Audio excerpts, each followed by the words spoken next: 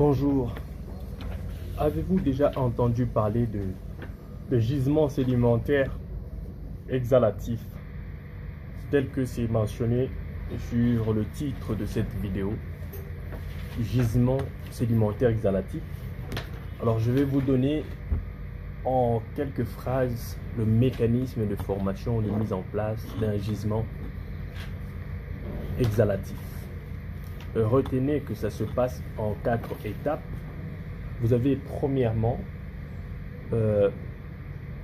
la source de métaux. Il faut qu'il y ait quelque part une source de métaux, parce que les métaux qui se trouvent dans un gisement ne tombent pas du ciel. Il faut qu'il y ait une source, une roche mère qui, n'est-ce pas, présentait des métaux et qui n'avaient pas d'importance économique. Donc ces métaux ne pouvaient pas être économiquement exploitables.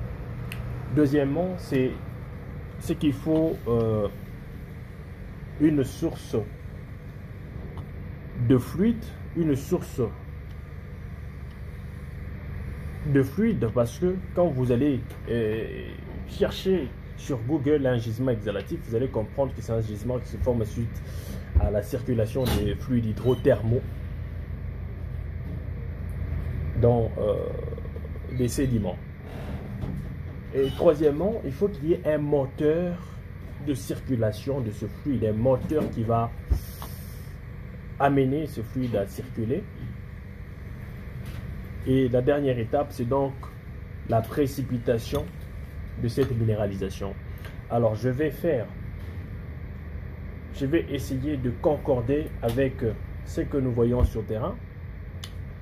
Je vais essayer de vous expliquer. J'ai parlé de 4 étapes. La première, je vous ai dit qu'il fallait qu'il y ait une source de métaux. La source de métaux, c'est donc des sédiments, une pile de sédiments qui existe, qui possède une teneur aussi bas, qui n'a pas d'importance sur le plan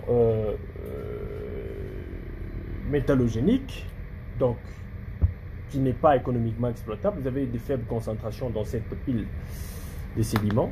Donc source de métaux, pile de sédiments, n'est-ce pas? Vous avez une faible quantité de la présence de ce métal, mais en faible concentration. Deuxièmement, vous avez la source de fluide.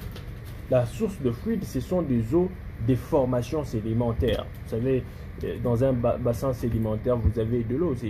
Ça peut être une ancienne mer, n'est-ce pas, où vous avez eu un dépôt de sédiments.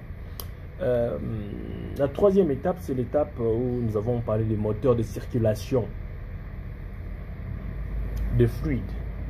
Moteur de circulation de fluide, nous pouvons ici faire allusion à la diagenèse, la compaction qui, n'est-ce pas, expulse de l'eau. Ça, c'est un premier facteur de circulation de fluide, n'est-ce pas, dans des roches sédimentaires. Deuxièmement, on peut parler, n'est-ce pas, des fracturations de mouvements tectoniques.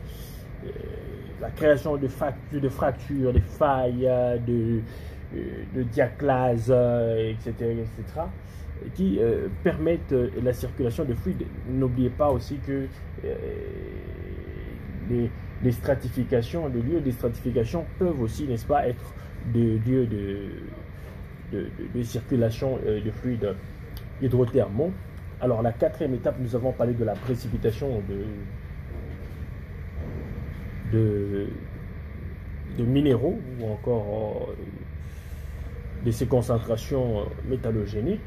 Ce qu'il faut retenir par ici, c'est que le changement de propriétés physico-chimiques, variation de température, variation de pression, variation du potentiel redox dans un milieu, variation du potentiel en hydrogène ou encore le pH du milieu peuvent aussi être à l'origine, n'est-ce pas, de cette précipitation minérale. Géologue Chingama, République démocratique du Congo.